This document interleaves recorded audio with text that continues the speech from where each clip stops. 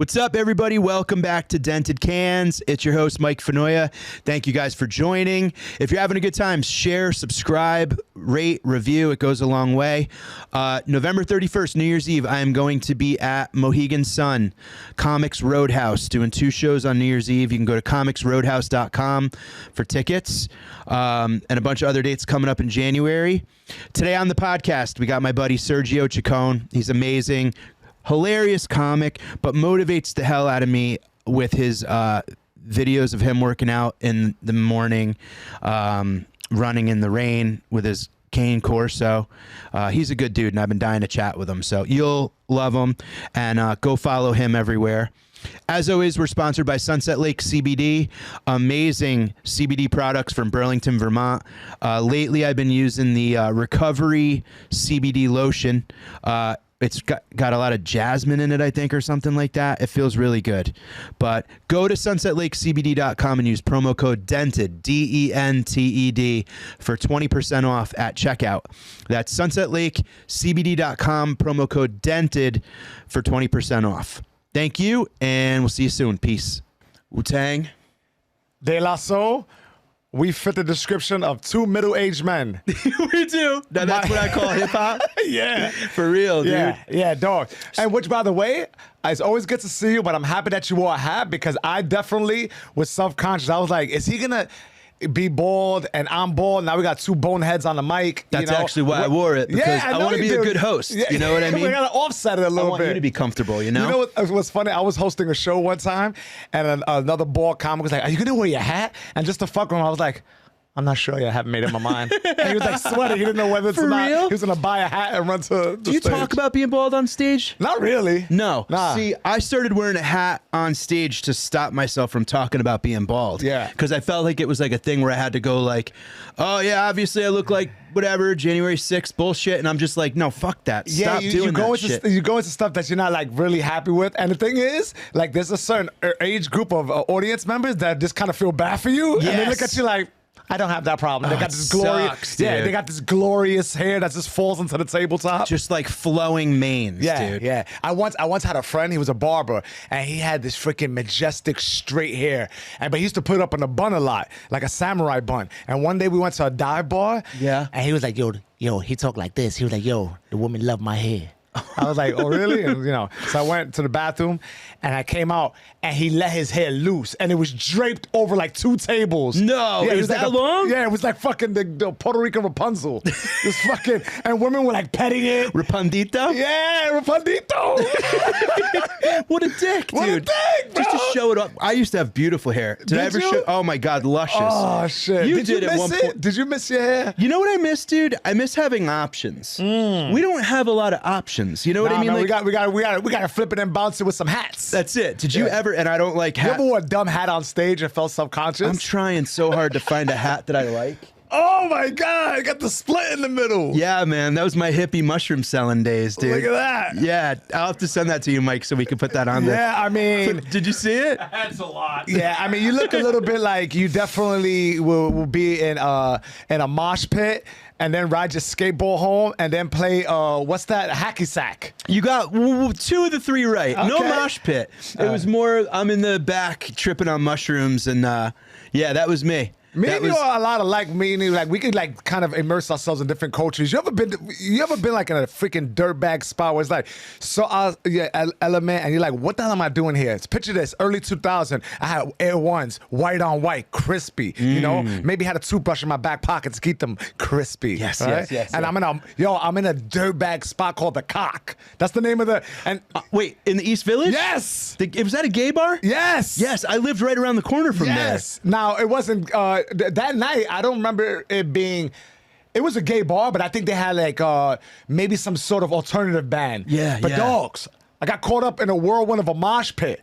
Oh, and this no. lady, this young lady with fucking dreads and hairy underarm pits that spoke Spanish, weird, clamshells in the dreads, starts pushing me. And I was like, yo, watch my watch. Chill. I can't be involved in this. I can't be involved in Holy this. shit, dude. Yeah, at the Cock. It wasn't even named the Cock. It just had a silhouette. Big red cock on the outside. Yeah, it was one. I just called it the Cock because it's like, I what the think fuck else everyone is it? The does. Rooster or whatever, man. I'd walk by that place every now and then, walking home from the stand when I lived in the East Village, which I don't miss. I used to miss it, and now I'm like, fuck. I go in the East Village, and I'm like, I can't believe I lived here. Dogs. I mean, it is like the Disney World for like college kids drinking and shit, and people. It's that type of scene right now. Yo, it's like kids whose parents pay their rent. Yeah, for sure. And they're just like getting that last 2 or 3 years of like dad's credit card out in the East Village, SantaCon bullshit. Yeah, dog. Pissing on cars and shit, just acting a fool. And I hate, as I drive into the city, you do too, right? Yeah.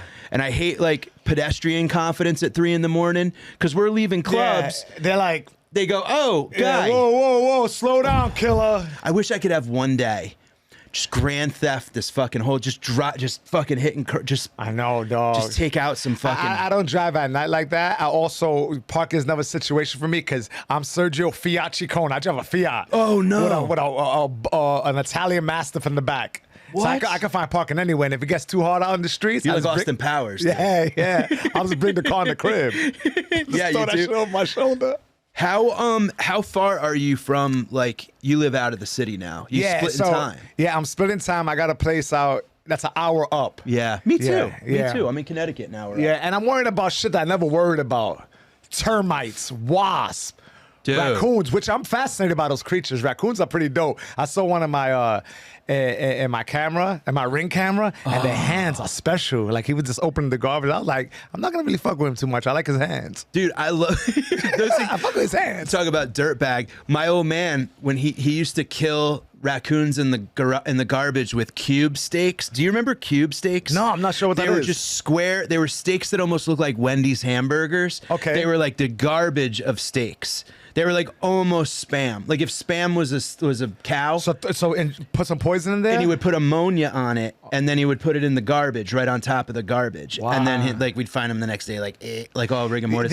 They're cunning creatures. Every time I've crossed paths with one, they like stared at me. Oh yeah, they don't fuck around. They don't dude. like, yeah. I mean, with their fingers pressed together, like, what we doing out here? A little bit, like I'm like, nah, nothing. I'm just taking a stroll. Dude, you love animals, and that's why I was stoked to talk to you, because I do too, and I live up in the woods a little bit. It's weird to get used to, right? So the day we moved into my house, my wife and I are sitting out on the back patio, taking a break. A mouse runs up the chimney, and a hawk comes from the woods and goes, grabs the mouse, takes back off. I'm like, yo, it's fucking nature. Yeah, this is amazing. Then I see like 3-4 mice run up, 5-6 run down, and I'm like, that's a lot of mice. They're fucking in our attic, infested with mice. Like we had a mouse fucking problem, dude. Yeah. So we had to get an exterminator to come, right? Then all of a sudden we started getting these black flies, like those big fat, like. Yeah, I'd rather have the mice than the flies. I Bob. hate flies, Yeah. dude. Man, I was feeling like this place is fucking gross and haunted and shit. I moved in during the pandemic. Yeah. And turned out there was just like some dead shit in the walls, and we had to get rid of. Yeah, But and once you fix it, it's fine. But dealing with that is jarring. we have possum. We have fox, bobcats. We got like 5-6 bobcats in the backyard. We had a 6-foot rat snake, and you like snakes. Yeah. I fucks with rat snakes. Yeah. Yeah. I like the way you like adjust yourself in the chair. That makes you uncomfortable. Snakes, dude. I hate snakes. Yeah, a lot of people do. I think I'm attracted to these animals because it feels like I'm in a special place where I can work with them and I see the beauty in them, and that attracts me to them. Like it's not everyone's cup of tea, and I like to introduce people to these animals and hopefully get them to see like, wow, they're not that bad. Yeah, they're not bad at all. I've always been a dog guy, and I wish I wasn't. I'm so scared of snakes, dude. I don't know what it is. When I was a little kid, I hit one with the lawnmower. I think it's ingrained in it's sort of in our DNA, like dude, like the Adam and Bible, Eve. Bible scripture and shit. Yeah. Just stuff that's been. But I'm a devil worshiper, so. Yeah, Anton Don't you think LaVey. I would be? I am. Yo. You know Anton? Yeah, I might have read a book or two. Meanwhile, he only had a book or two. A book or two. What do you think it's like worshiping the devil? Do you like the devil church? Is like It's just like it feels like it gets tiring, Right. Yeah, because this is what I do. You It's a gotta lot. wear a black heavy robe in the middle of summer. yeah, you just gotta be August like heat. Yeah, it feels like You're being just like a a devil Trump with a supporter. smelly It's like ass. very tiring. Yeah, you know what I it's a mean? lot. It's like it's exhausting. It is Like most religions, you just go for an hour and then forget about it. But like devil worshippers gotta like. dogs. You I mean, know? I feel like you gotta wear cloaks. Yeah, I'm every not now into and then on cloaks. special occasions, bring a sword out with you or something. Yeah, all right, just like- right. seems like when a lot. the moon is right. Yeah. How do you find that, like, when you first, were you always into animals as a kid? Was it like you were always fucking with, like... And just to, like, take a step back, I had an experience, too, when I moved into the house. So it's like, you know, it's an old house, and we had a bat. And, you know, I was fascinated. I was like, ooh. And I put on some rubber gloves, and I cupped it against the wall, and it was like, ee, ee, ee. It was the cutest thing, man. It was like a mouse with wings. Yeah, it is. And it had this little sharp teeth. He was so pissed off. He's like, ee, ee, ee. And I didn't know how to release him, so I released him like a dove. I was like, babe, what I do? I just like released it, and then it was like the wing was all stuck, and it flew away right back into the house. Right into the house? Yeah, he said, "I'm here to stay, brother. I'm here to stay." Yeah. I had in our first house that we got, my wife and I, when we lived in this. I don't feel comfortable anywhere. I don't feel comfortable with my own skin, hence why I'm drinking vodka at 6 p.m. I don't feel comfortable on Earth. I don't know. I don't like this. I like this city because you could just kind of be anonymous and, like, you don't have to talk to people. But I also like the suburbs because, like, you have space and, like, I could walk my dog in the woods. I love seeing videos of you and your pup in the woods. And I like that, but I don't like talking to people. And I don't like how everybody's kind of, like, in your business and shit. In the suburbs. In the suburbs. I do like the connection of saying hello to somebody, but there are times I just kind of want to bury my head down, but it's very pronounced because everyone kind of says hello, and I don't want to be a dick, so I force myself to do it. And connection is good, although there are times I don't want to do it. There's been times I might even know somebody, and I'll wait for another elevator if I see them in the lobby. Oh, absolutely, dude. Fucking of course. Train.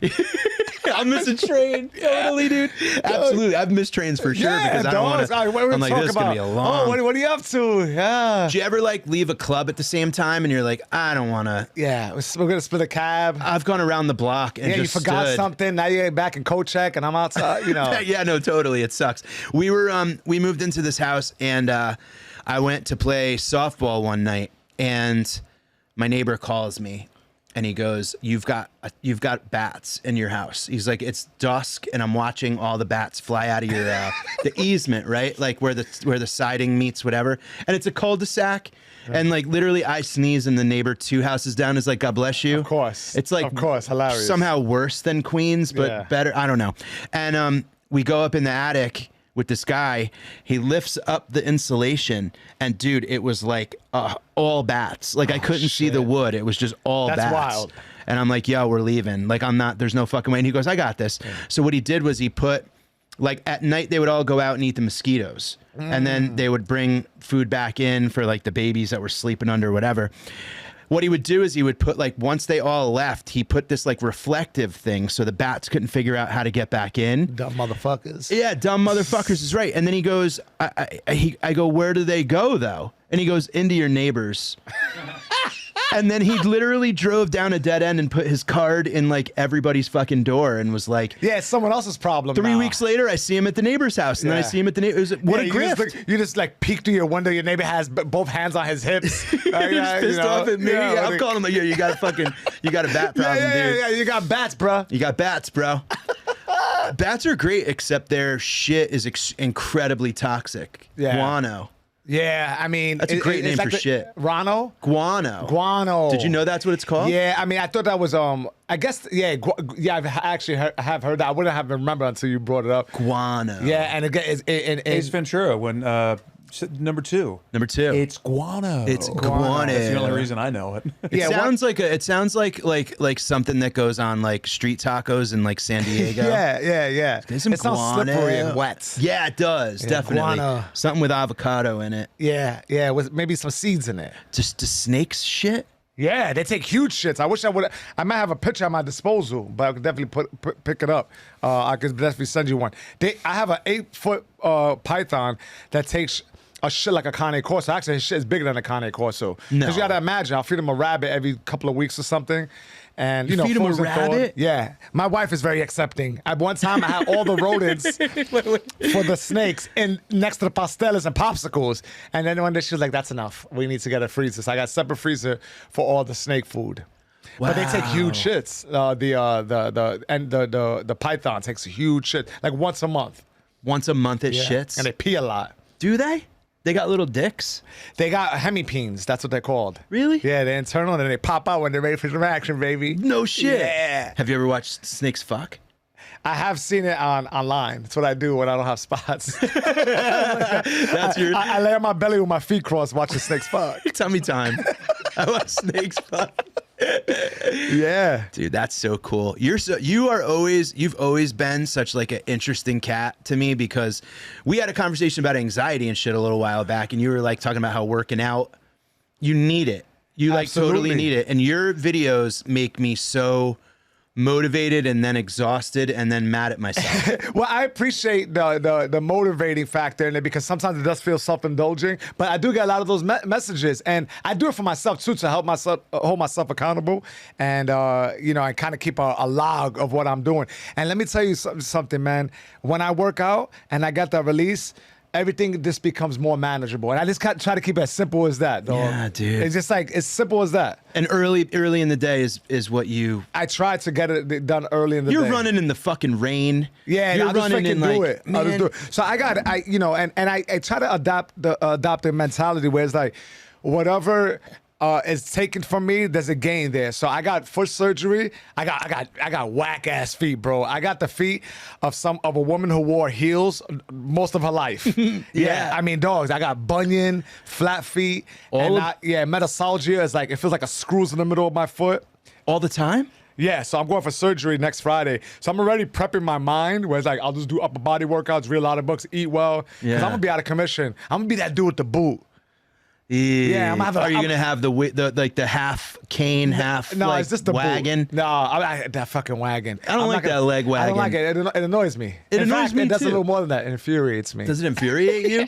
Makes you want to break the other leg? Yeah. I'm like, what the fuck is this? So what are you getting done? I'm getting it. Bunion is minimally invasive surgery. So they're gonna put 2 screws on the bunion and like straighten it out. Wow. Yeah.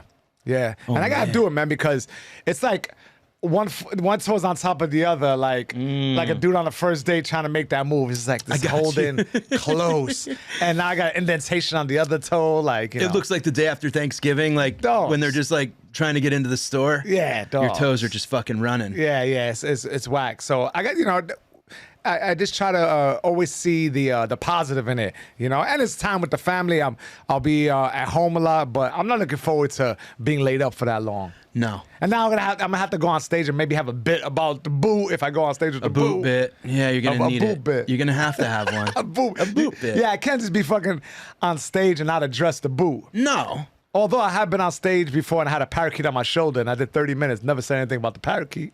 You got a parakeet to stay on your shoulder for 30 minutes? That's a good set. I trained the parakeet well. You trained you had a... No, that's a dream that I want to come true. Oh. I want to do that at the lounge at the cellar. You want to do... Mm-hmm. You should do a special with a parakeet on your shoulder. And then at the end, you feed it to your fucking snake. And it's a ball snake. parakeet. This little... Because it's stressed. This ball... Imagine if it was just... It heckled you. It was like Otto and George, but like you just have like a heckling parakeet. You suck. It's like, that sucked. Yeah. It just rips on you. I don't need that. I'm already in my head. I already got the Do you have a lot of that? Yeah. I think it happens when I'm not creating enough and take things for granted. I think it's a lot of self shit. It's like, it's nothing outside. It's definitely me. I'm just overthinking stuff and I'm not taking enough chances. Yeah. When I take chances, I definitely feel a lot more fresh. Yeah. I think that's where it stems from. Yep. So comfort is your enemy. Yeah, like, listen, I like, I'm the same way. Yeah, I like to be comfortable, but I think creatively we have to be careful with that stuff. Yeah, like this, whatever you think is funny, or just do. Yeah, dude, totally. And it's funny because I'm trying to write new shit now because I put out the special, whatever, and I'm going out on the road. I asked Big J, I'm like, can I go out and just like go out on the road with you? And I'm sure he's bomb? like, well, yeah, do your he's thing. Like, God, of course, because we're good buddies. And it's like, I like that I'm going out with him because it's forcing me to do jokes because he does crowd work. Mm-hmm. And I'm not just going and like wasting time. Like I go out on the road with him and I'm like, all right, I have 5 25-minute sets.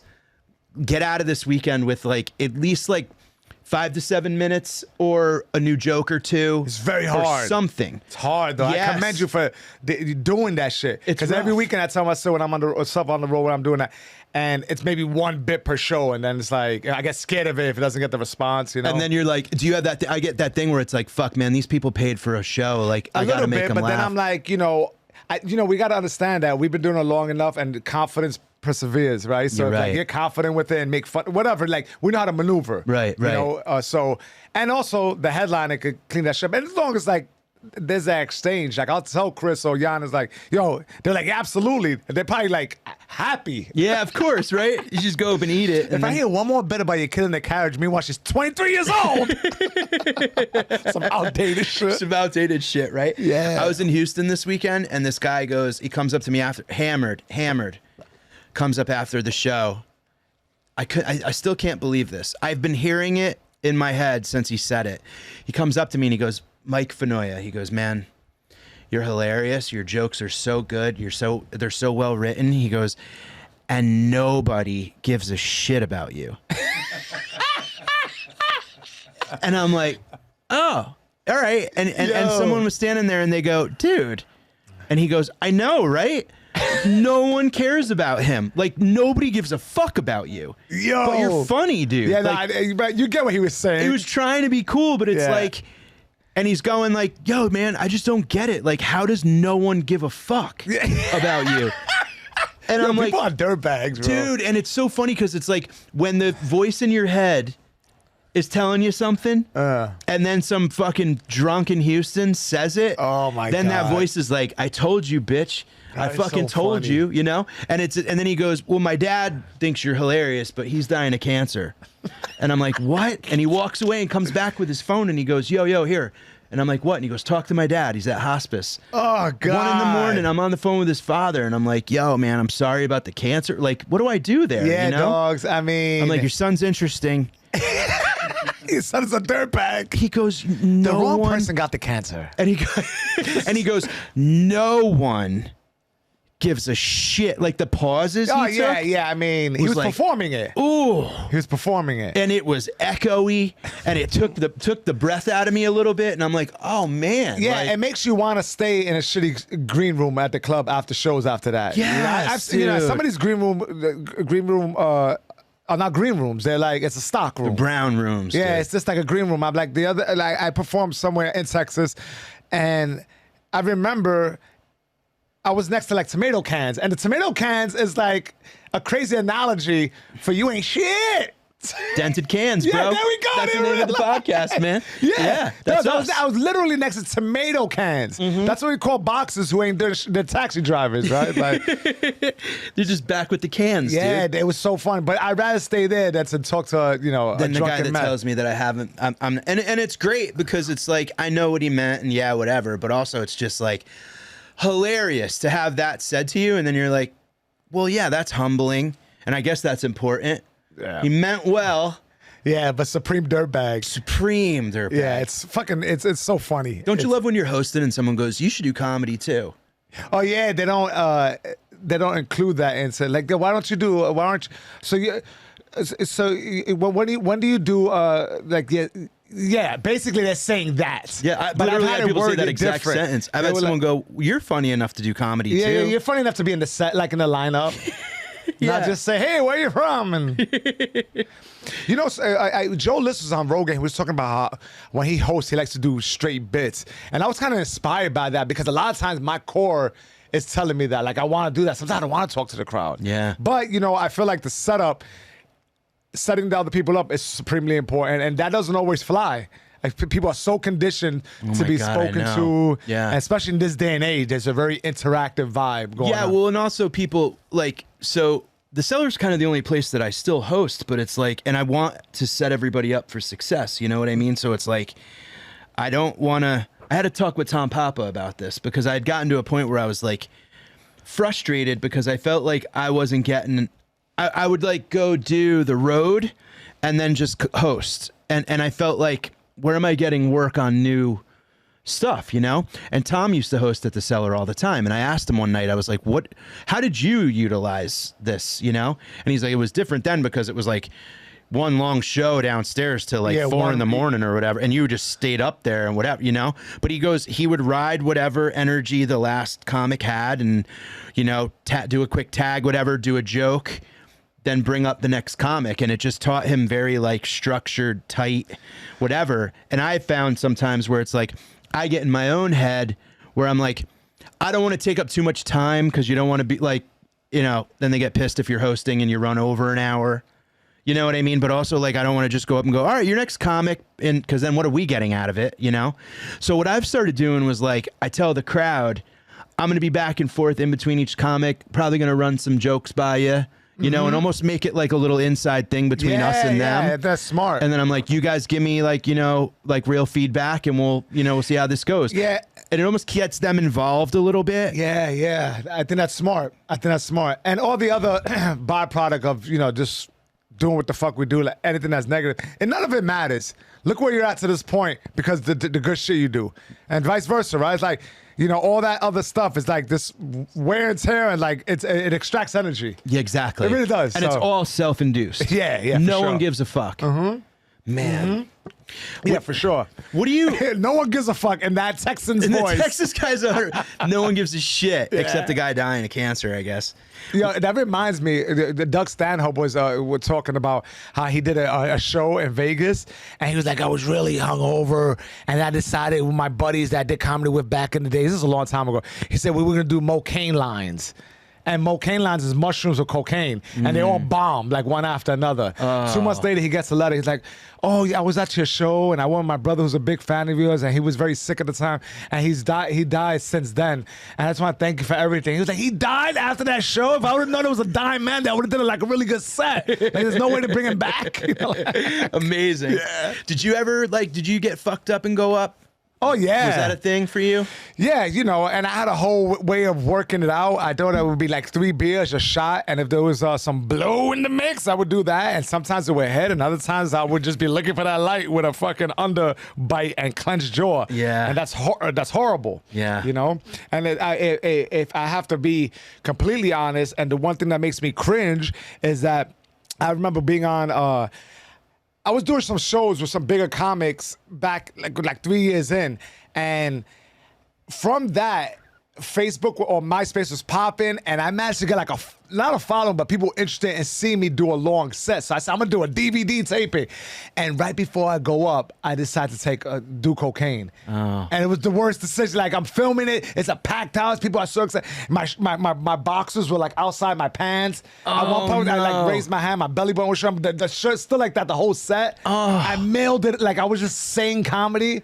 Yo, and the fucking camera didn't work. We didn't tape that, so it's nowhere to be found. Whoa, that's perfect. What a happy accident. There's like 120 people who saw that set, and they probably still like cringe at the very thought of it. Thank like God MySpace ended, huh? Yeah, whatever. Hopefully they stayed there. Where did you tape it? At Laugh Lounge. But yeah, it was an awful mistake. So we talk about getting fucked up, and sure, that is the peak of like or awful. You know, outing and, you know, a mistake. Yeah. You know? Were you at that point where you like, I'm done? No.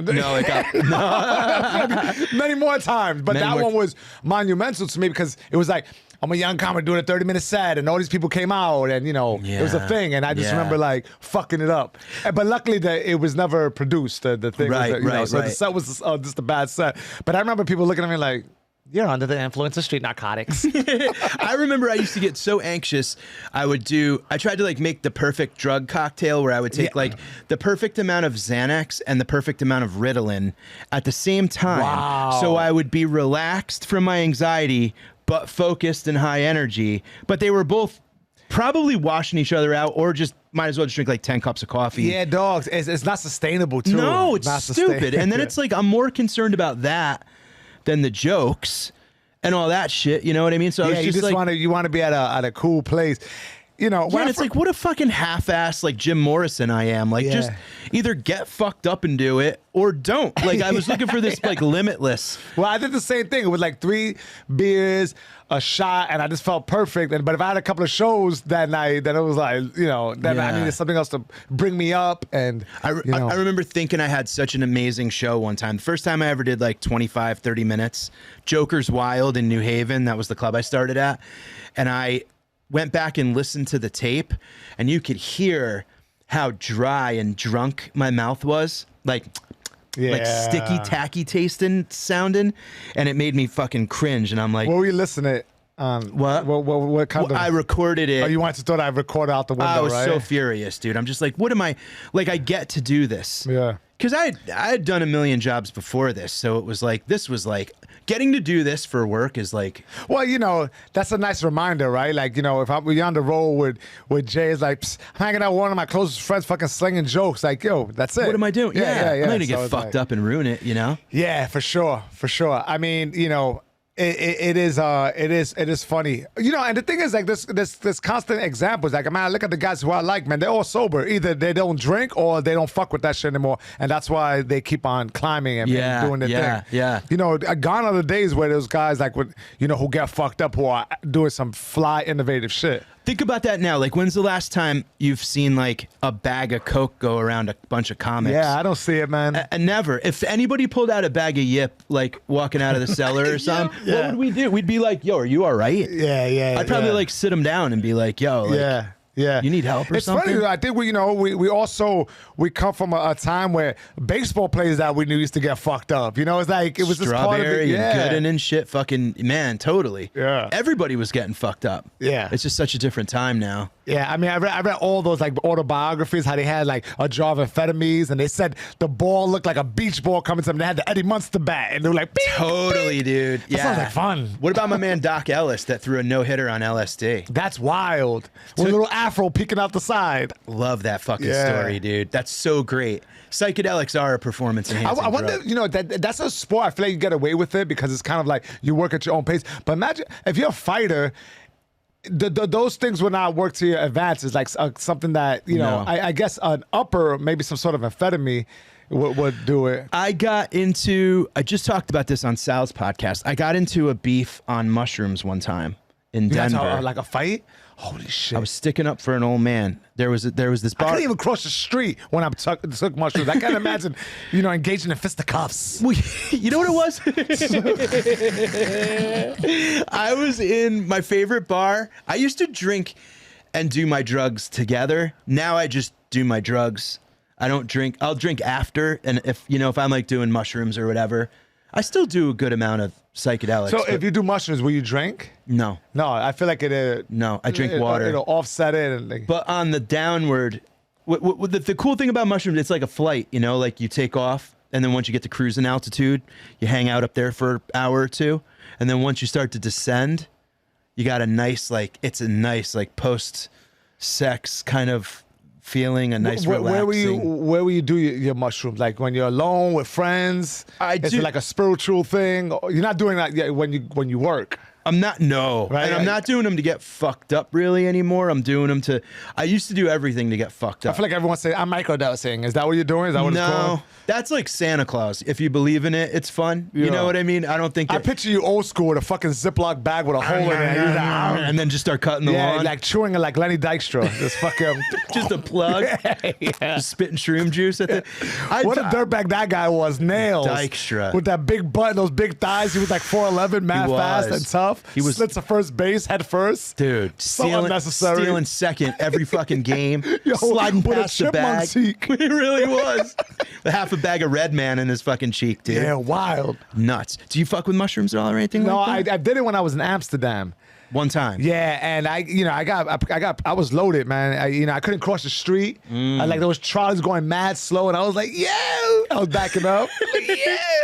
But everything seemed very beautiful and pronounced. Like I saw dogs, I'm big, so the dogs look majestic. Like I saw a Great Dane look like a horse to me. I was like, oh my god, that dog is so beautiful. The owner must have thought I was fucking out of my mind. Yeah. I was like touching the dog. You were out of your mind. Yeah, I was. The trees were very green, and I was in a park for like 8 hours with a Brazilian couple. God, I wish I went. I've never been to Amsterdam. Oh, you'll love it. There's a comedy scene out there too. I want to go hit it up. Yeah, it's dope. What I did was the time with fighting, and I want to ask you about this because I think it might have been that I got out of my own way. There was this dude, an old man, would always go to this bar. His name was Mike. He used to sit at the same stool. He got up to go to the bathroom one time. A concert let out at the Fillmore right across the street. This is in Denver. And the whole crowd came in. Everybody's hammered, young, like kind of fratty, whatever. And this was like a Grateful Dead dive bar. Like everyone's mellow or coked up and mellow. You know when you're like coke mellow? Yeah. When you're with it's a good scene. Yeah, you're like, your turn to talk. And yes. Now you plan a business. So it was one of those bars, and which is now closed. But we're there. This dude is sitting in his chair. A guy walks in, he sits in the stool, he's yelling at his girlfriend, they're in a beef, whatever. The old man comes back and wants to sit down. And he's like, oh, you're in my seat. And the kid's being a prick. And he kind of like shoves the old man. Yo. And me and a bunch of other people kind of got up and were like, no. And I don't have it in me to walk away from anyone getting like bullied or I don't have it in me to like walk away from that shit. It'll kill me to walk away from like, man, I saw a guy in St. Mark's stepping on a dog's back trying to get it to sit. Yeah, and I grabbed him and was like, make me sit, dude. Fucking make me. And I like made a big scene. But anyway, I couldn't let Mike get, and the girlfriend came over and was like, leave him alone. And he like shoved the girlfriend. And now I'm like, all right. And I got right in the middle of all of it. And the dude, he like pushed me. And I felt like I had metal beams going from like the heel all the way down to like the core of the earth. Like I had some type of like positivity strength, like the universe had my back. Mushrooms were giving me like somehow like a superpower, And then the dude went to come take a punch at me, and I felt like I saw everything like before it was happening.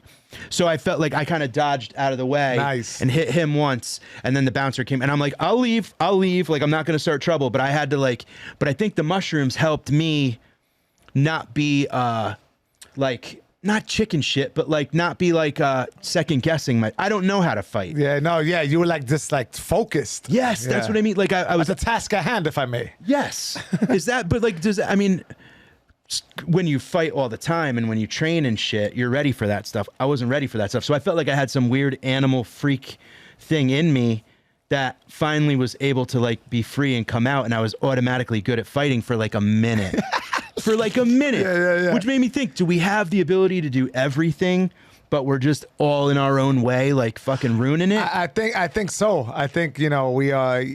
So a lot of fighters I know are very, first of all, they're disciplined or whatever, but there's like this primitive mind that takes over. It's like, they don't think about the consequences. So like, if you think about consequences a lot, like the consequences could like manifest. Yeah. So it's like, you weren't thinking about consequences. You didn't think like, oh, this guy, he's drunk, he's gonna hit me hard, and like, you weren't thinking about that. You were just like, I was present. I've never been so focused in my life, and I felt sure of myself, and I felt like, and no one likes to fight, well, people like to fight, but you know what I mean? Like, you don't want to get into a fucking thing in the bar. I just wanted to leave the old man alone and fucking go home, Right. But I had to do it, and it was just me and him. Like, everyone else disappeared.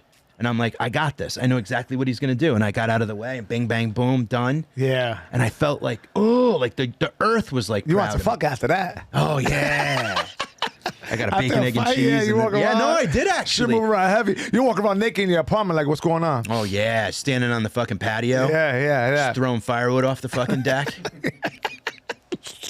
Oh, man, I got a visual of your white cheeks. I can't erase it now. White cheeks. They're definitely white. Oh, really white. Pale. Hairy as fuck. Oh, they're hairy too? Super God hairy. Damn. Oh, man. Big, hairy tree trunk legs. Dude, I'm telling you, I picture like James Gandolfini legs. No. No. Yeah. I don't know his legs. We gotta pull up James. Why do I don't come... Only legs down though, right? I mean, don't look like alpha male legs, like holding the ground, Italian picking up the paper. Ginzo, fucking getting like, the mail in the road. Walking legs. like like I own this ground I'm walking on. Like I'll fuck you up in my slippers legs. Yeah, you got your head. You were like, do I have the torso of James Gandolfini? No, I know, but I hear Uncle Fester. I hear fucking many horrible. Like the way he moved around, he got that just big steps and like he just ate a pound of fucking angel hair. Yeah, I just picture him like walking down to get the newspaper. That sort of confidence, bro. This is my home. This is my home. I hit my all-time worst weight, and I'm 5'8". I hit 236, and I'm like, I gotta do something about it. Yeah. And now I'm down like 10, 15 pounds, but like I'm trying to go down to like 40 pounds less. Don't lose too much weight, then you'll be all head. You'll be all head and Yankee hat. All head and eyes. Yeah, because when I first started boxing, I was like, when I first started up again, like you lose weight everywhere. There's stubborn spots. But I went down to, imagine like I weigh 185, 190 now. I was 165. So I was all teeth and all head. I was like a bonehead, bro. I mean, my body was phenomenal. Like, it was like, Bruce Lee type. Yeah. But the head was like, Yeah. And my girlfriend at the time was like, you look emasculated. Like you need to thicken up. No shit. Yeah, I was like that. That's a rough thing to hear. Yeah. But I was like sharp. Like I had the senses of like a squirrel. I was like being because when you like when lean. you lean like you could hear better. You could. Yeah, you're in. You're focused. Yeah, you're in the zone. Yeah. I'm not in the zone, and that's what I'm trying to do, man. I want to get down to like, I feel like if I could get below 200, I'll never let myself go above it again. Yeah. And I'm trying. I can't remember the last time. Like I said, I'm 44. I think when I was maybe 19, I was 200 Oh, you pounds. can definitely do it. You just got to just work a plan to work, you know? Work a plan to work. Yeah, I mean, I think it's, a lot of it is diet. It's probably the hardest thing, right? It's like 8% of it.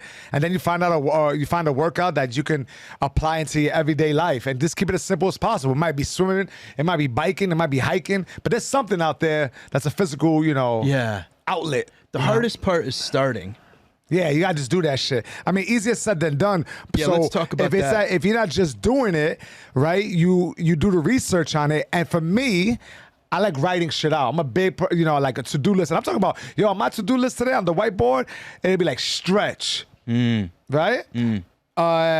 Stretch, workout, and I just love the feeling of checking that shit off throughout that. And it's daily shit. And it's shit that I would do normally, but sometimes those things can slip up and it no longer is part of your everyday ritual. So I do a to-do list, and I'll have like 20 points. And it'll be everything from stretch, workout, call Samsung to get the washer, like little things. Yeah, right? no, and then of course. back to, Yeah. And I'm telling you, the day just feels more full. It feels like a sense of accomplishment because if not, then you could get away from yourself, Maybe listen to some Sadhguru. I like Sadhguru. Sadhguru is amazing. He's a mainstream yogi, Yep. but man, I hope he doesn't fucking pull a Diddy on us because all the heroes out there, right? They're human. RZA doing Tazo Tea meditations. Did you hear that? What's that? RZA's got his own meditation. Like, Oh yeah, I read that book, the Book of Tao. Yeah. That was a great book. A really amazing shit. He's a fucking genius. Yeah, for this real. is a guy who had a passion with martial arts films, and then he just allowed his passions to branch out and become that, and it becomes part of his music, Yep. part of his his network of people. Yeah. And that's the same thing with whatever you want to do. That you adopt it like a network of people, and those relationships, inevitably have an influence on you, and then become part of your everyday practice. Yeah. You know? See, what pisses me off about me is that I know deep down, I used to be a trainer. I used to train people, and I was in fantastic shape, and I broke my humerus bone, and then I went off. I just fell off. That's why I say, like, when I'm going for surgery, I got to make sure I prep myself mentally. Yeah, man. And I tell people that all the time. But I'm training someone. I say, listen, if your lower body's not where you could do a bunch of upper body stuff, and you'll be surprised how enthusiastic you could become with just exploring different parts of your body and also working out differently. Yep. You feel like a student again. Yes. So, if anything it feels mundane, I try to switch it up. I'm always like the student. I will say, though, for comedy, there's no body telling you to do that shit. For me, I love like fitness, and I don't have to do it for, and there's no, it's for me. Yeah. But the comedy is for people. Yeah. Like I'm sharing this stuff. If it doesn't work, it doesn't work. So sometimes that extra pressure, I'm just trying to create like the balance. So Sure. You might do things that you wouldn't normally do. Like, I think they'll like this, and that's the worst way to compose art, course. I think. Well, Rick Rubin just said, he goes, it's the crowd is the last thing I think about. Right. Which is brilliant. I try to maintain that, but when we're working out, it's like, for me, whatever, and no one cares, whatever. But with the other shit, with creative stuff, I definitely try to push that. So if I don't feel great about, I feel about maybe a response, I feel great about what I did because it's courageous in my mind. Of course. Yeah, as long as you're going further. And I try to do all that, like that Rick Rubin shit, That even book's with great, Andre too. 3000, he upset a lot of people. With his flute. Yeah, with his flute in the laundromat. And I didn't get mad at it. I was like, no. Yo, listen, I might rap over this shit. He was at the Cellar one night, and it was so good to see. I love him. Yeah. He played Jimi Hendrix. Okay. Did you know that? No. At the Cafe Wah. Oh, wow. Like that's where Hendrix Was this got his recently? start. It was not recently, but I talked to him like it was recently, and I felt like a real idiot afterwards. Why? I go, yo, you were great as Hendrix, man, and he was like, oh, like there's so much he's done before that. It almost looked like he maybe forgot that he did it, and I was like, oh shit, because I had just seen it, but it was really good. He's brilliant. Who gives a fuck if people are pissed if his No, I think people just get like, I expect X from you and you give me Y, and now I'm like, I don't know how to react to it. I liked it on a personal level because I was like, I like the fact that he ventured off into something else. What, you know, and when I listened to it, there was a time and a place to listen to it. I listened to it in the morning, you know, during my, you meditation. know. And, you know, it's funny because during the interview, he's like, what am I going to rap about? Getting a colonoscopy? Like, I'm 47 years old. Or, you know. Whatever works for him. Yeah, exactly. You know? So the thing that I want to get back to is getting on stage and like feeling good about how I feel and how I look. And I've been on the road. I've just been so like lazy, dude. And I know if I work out, I'll feel like I look better, so even like, if I don't. There's like a mental hurdle you have to. Yeah, you're gonna have to suffer a little bit and know that it's a little bit of that. And that's what I need to get over. Yeah, you're gonna suffer a little bit. So it's like you go on the roads. Okay, so I had like a Midwest tour, right? This past weekend, it was 2 days in Utah and then 1 day in Denver. So I was out for like 4 days. I told myself, I just planned everything, like the gym I was gonna go to and everything, and like 60% of the food I ate was decent.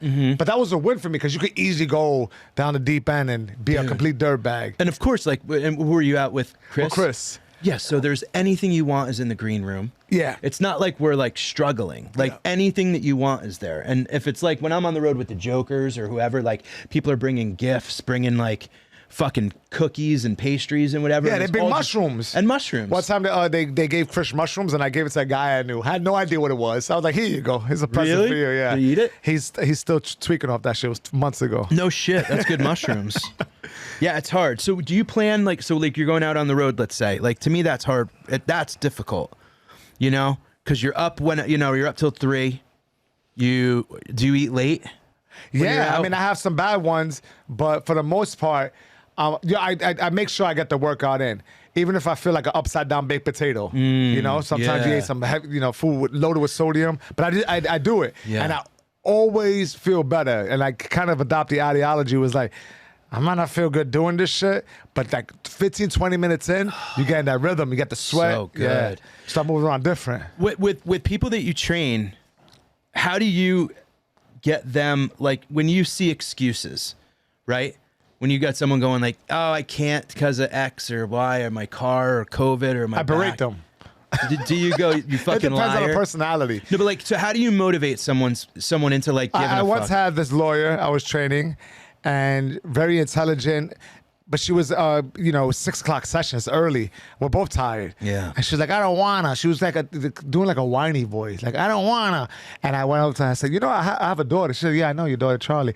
I was like, yeah, she's 9. I already take care of a child, so stop behaving like a child. And like, she was like, yo! And she started jump roping. So everyone responds to something differently. Some people, when given instruction, let's say per boxing, you go word it, and they'll get it. Other people need a mirror image of it. Like you gotta show me how to do this, and I'll do it. So everyone's different. Yeah. Is the point I'm trying to get at. Right. Everyone's different, and you kind of, I think it helps me because I do, stand up, so I know how to like. Read the room. I could read the room and I know what that person needs for the most part. Yeah. Have you always had that in you, like that teacher mentality? No, it's something that I think I was just passionate about, and I know what I want out of a teacher, and I try to give that. Yeah. And also it's like, I do notice it's the first part of the work that can be very difficult. So I'm not gonna the cookie cutter. Or like boxing work, like get on the jump rope, 3 rounds, shadow box. And when you're in a real boxing gym, your coach is not telling you, let's warm up. Like you have to do that shit yourself. You got to show up warmed up. Yeah, exactly. Yeah. But but the people I train, a lot of them are young professionals or whatever. So I go the extra mile and I'm like, we got to move this body. So it'll be like squats. And I'm telling them 10 squats, 10 push-ups. Inhale, like get your breathing in order. Because you'll be surprised. You're going through emotions, but your mind is not connected to your body. So now it feels like horror. It feels like, I don't want to do this. But if I inhale, exhale, and feel it. Have your mind connect. And then you do like 5 or 10 minutes of like body weight exercise. Then your body's warmed up for the coordination that's required to jump rope. Now the jump rope is like not this fucking awful thing. Yeah, it's not a chore. It's like and the same thing with shadow box. Like you'd be surprised. Like I see it all the time. They're looking at the ceiling. Like, no, you got to look at the end of your punch. And now it's straighter. Like you see the benefits of it. You're more accurate. And then I just try to bring that along the way. You know? Dude, it's awesome. And I also think that one of the things I need to pay attention to is like, again, and how old are you? 44. Yeah, so we're the same age. I'm starting to feel and see who I don't want to. I have sciatica now. That's all laziness, dude. Sciatica is like, I think it's just from me not doing what I know I should have been doing. Like I'm driving down here and my fucking hip starts like locking up, and it's only because of fucking that's stretching. Yeah, it's always been part of my life, but now I do that shit in abundance, and it feels great, man. Open all that up, because if you got tight hips, inevitably you're gonna have knee and back pain. It's all connected. Yep, it's all connected. It's all connected. Yeah, and there's easy listening tools for that. You wake up in the morning, you do some bridges, open it up, and then you feel like more mobile. You're like, okay, Yeah, man. Yeah, and what we do, I'm sorry to cut you off. No. It's not just fucking going up on stage. There's an enormous amount of pressure, and we're more inclined to eat dirtbag food. We're on flights a lot, and just sleeping in weird beds. Yeah, all that shit needs to be counteracted. Like that's a great point. Yeah, it needs to. I think it's very important. That's an excellent point, and that's something that like that right there, because you never know what will be the thing that you like learn or hear. And I'm like you, where I want to keep learning stuff. I'm bored with. I don't want to go to like a Planet Fitness on the road and just do bench and tries. Yeah, because you're leaving us an average dude like us. It's like, I'm gonna hit the biceps. Yeah, I'm gonna hit the bench. No, I want to do like I want your phone. Yeah, totally. Yeah. Like I'm just gonna do like the elliptical for 25 and watch like a half of a college basketball game. Yeah. Like I want to do like I try. I think I have a deep appreciation for time and how I use it. So if I'm like, we're moving, you're in the city a lot, doing spots at the cellar, going, what am I doing during that drive? So I'll listen to like a podcast, and hopefully learn something out of it. And that's it. I do that with intent, and I feel so much better doing that rather than listen to the same 90s hip hop, which I'm listening to when I'm training people. Like I just try to switch it up. Yeah. Yeah. No, totally. So. Intent is a big thing, and not wasting time is a big thing. Do you recommend any, like, what podcasts do you listen to that are like getting recently, you right now? Huberman. He's great. Yeah, he's great. It's yeah, dude, he's fucking brilliant. He's basically like alcohol is killing everybody. Right, recently, and it's just I like when he has a guest because I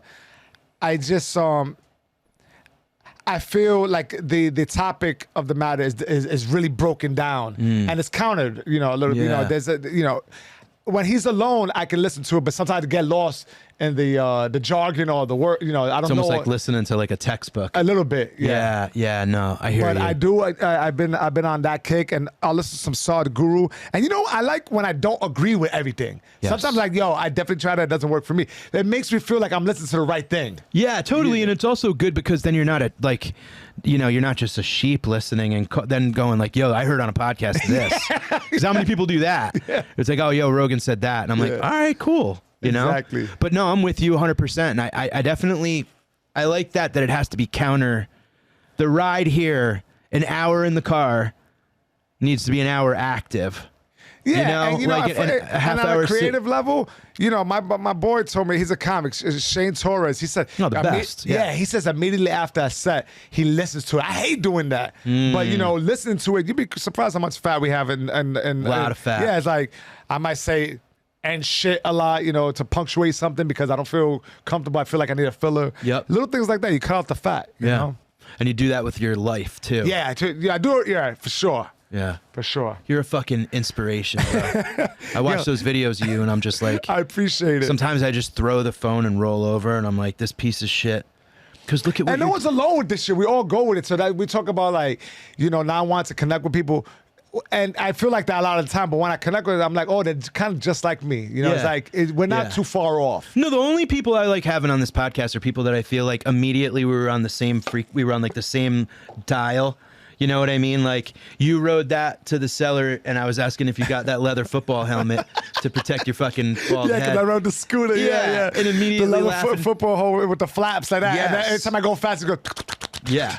Now I got to ask you, and we can cut it if you want, but I don't think you're going to want to. Are you still smoking cigarettes? I am. Can we talk about it? Yeah. What the fuck, bro? Yeah, I think I'm not quite ready to quit yet, and I should be, but I also But that's just it. I enjoy when I do stand up. Yeah, but can I make a recommendation? Yeah, cut that shit out. Quit when you get the surgery. Oh yeah, Use that as like don't smoke after your surgery. Oh yeah, I remember when I had a surgery. That's bad for your fucking blood circulation and shit too. The wildest thing when I cut my finger on a table saw, I just had to smoke a cigarette and like it was pulsating. It felt like it was in a bust. Whoa! Like smoke was coming out of it. I was like, oh, smoke was coming out of it. What are you, the fucking lady in Beetlejuice? Right. Yeah, it was disgusting. Yeah, so you should quit. Yeah, I'll go for days and I'll just have one. So, but you know. Yeah. But yeah, it's so weird that I embody, you know, you're like, oh, you're inspired. And then I have like this nasty, and it's a habit, there's no doubt, like, you know. Do you think that there's like a certain level of intensity, like that you, like, so only, like, people can reach a certain level of physical intensity when it comes to working out? Do you think everyone has a limit?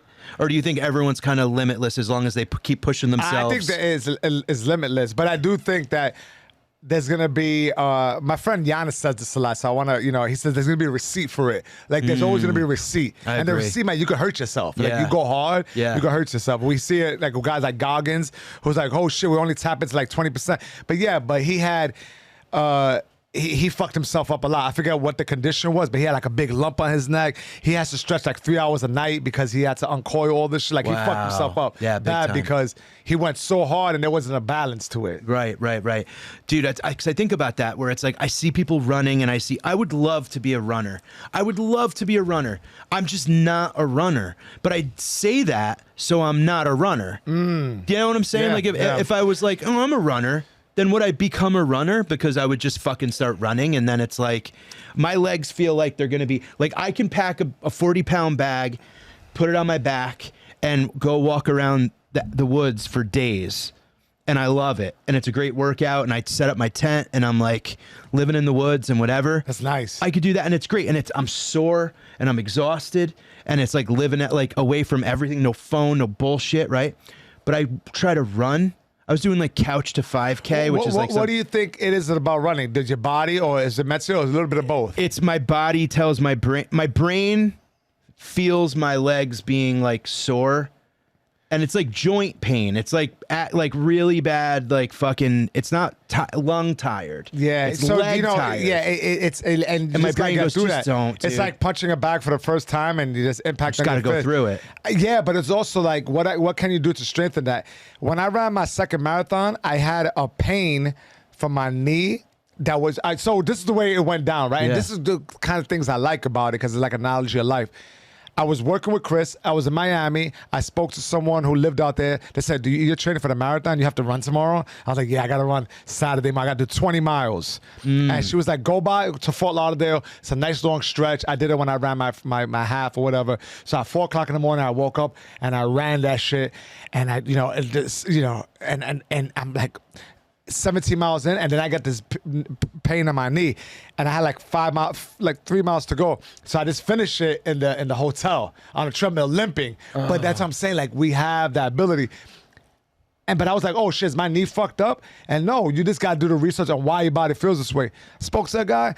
It was the IT band was compensating. Okay. You know, it was like pulling on it. Yeah. He's like, yo, if you strengthen your glutes and lower back, and it was simple exercises that are not sexy or fun.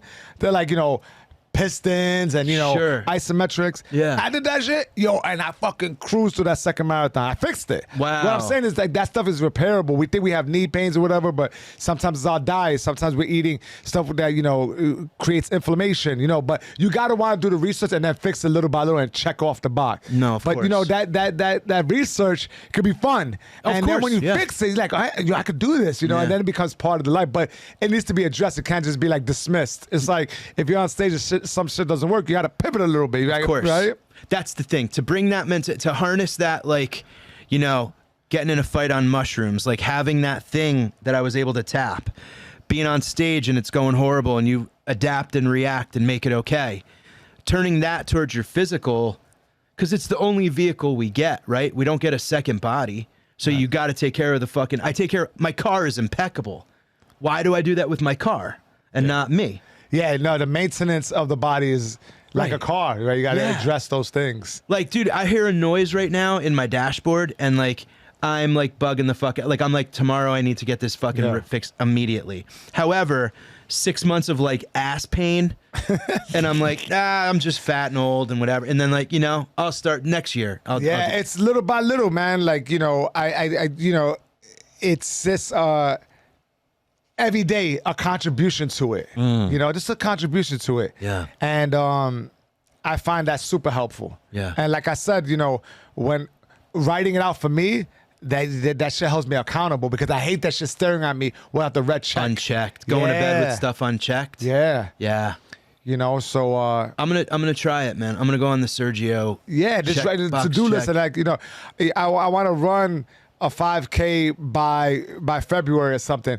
Do your leg exercises, then walk on the treadmill, and then it pieces together, and you'll be surprised. And let me tell you something, man. Sometimes it doesn't work out even with all that, but it's not a waste of time. My friend recently ran a marathon in Venice, in Italy. Wow. He trained. He was hitting up every mile. He was hitting at like 750.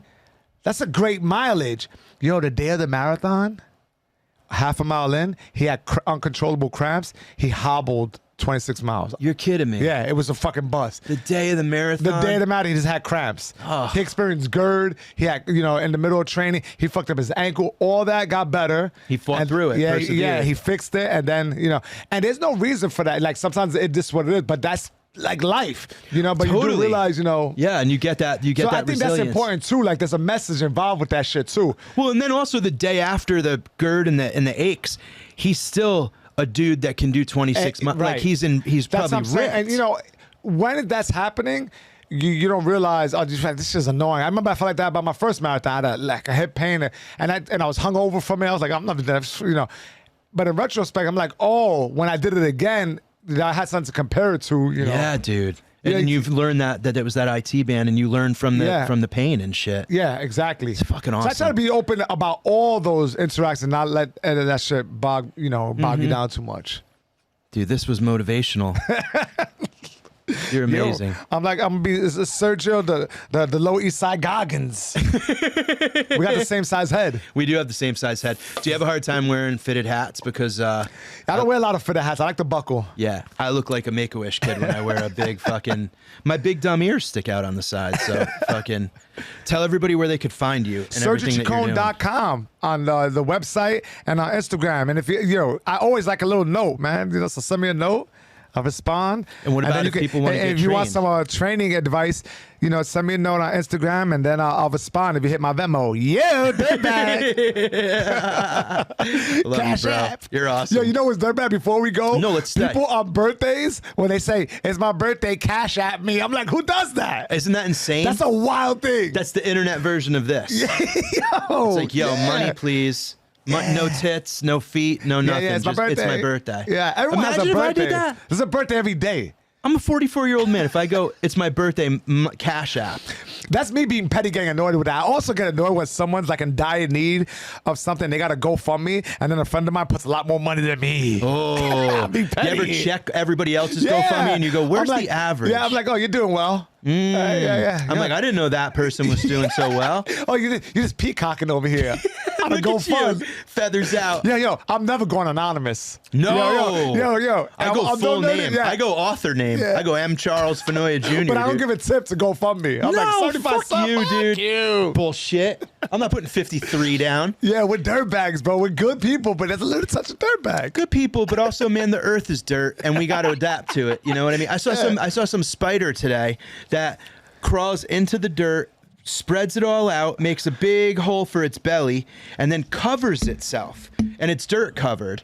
And then it sits and waits, and it's the most venomous spider.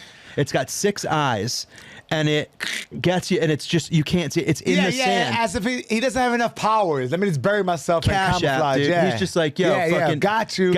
Here's your heel. A snake. And his tail looks like a worm. Pieces of shit. Yeah. And it's like, ooh, cut to me. And then a little bird, little cute bird, like, and then it's fucking snack. Yeah. Eat you whole. That's how do you not be a dirtbag? Yeah. You gotta be ready for it. And there's some guy named Kyle is fucking just filming like that. We got this here. Kyle, with his fucking $30,000 lens. He's like, yo, I'm gonna go viral. Save that shit. Let me ask you this before we leave. What do you think about parents that put You know how like I follow an Instagram page called Kids Getting Hurt. It's one of my favorite things in the world. That's another dirtbag move. Hilarious. Yeah, kids getting hurt. It's kids. Like, I just want to. I want to know what's your primary body position when you watch that sort of content. Are you off to the side like this, with like one leg over the other? I'm a side guy. Yeah, that's I'm comfortable. a side guy. Get a little stretching. Pillow. While you watch cuddle a pillow. violence being inflicted on children. Yes.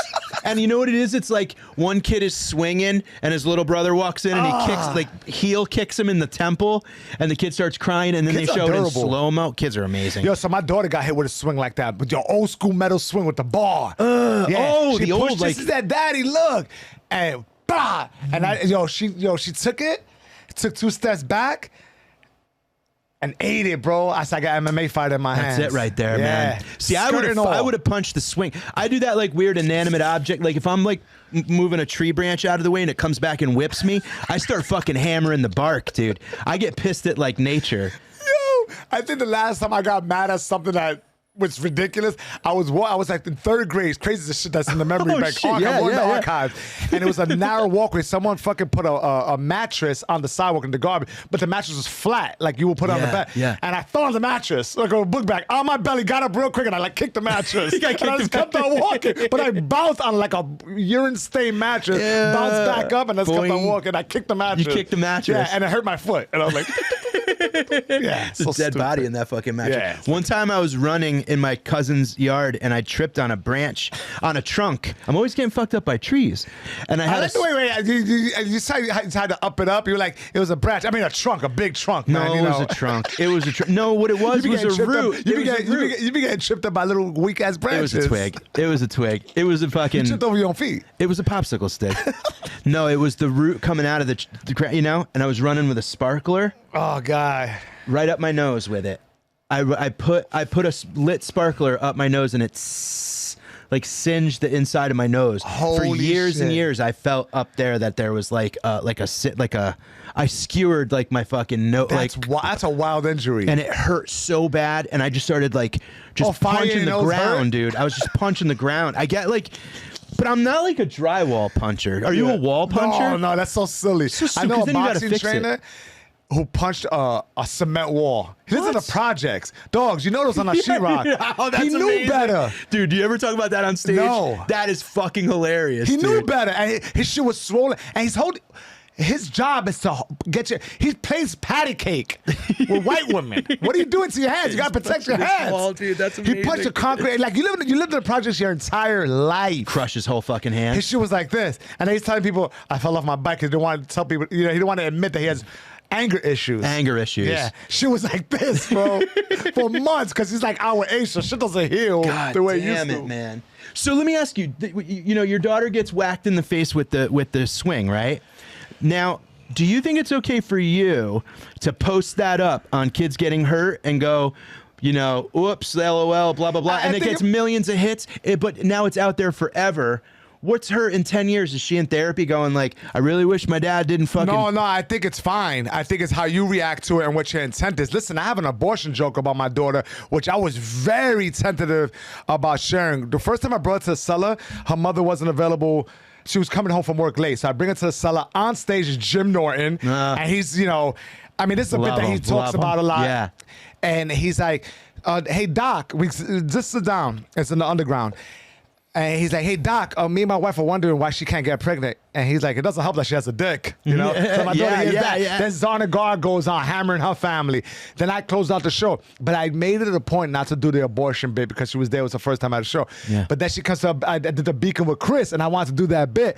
And I was telling my wife was like, listen, you know the rapport that we have with y'all, we communicate. Do what you want to do. You being the who you are on stage at that stage is what's most important. So do your thing. Yeah. And I did it. And beforehand, I did tell her, I was like, you know, I got jokes and they're just a cartoon version of like life. Yeah. And I explained to her. And after the show, she seemed fine.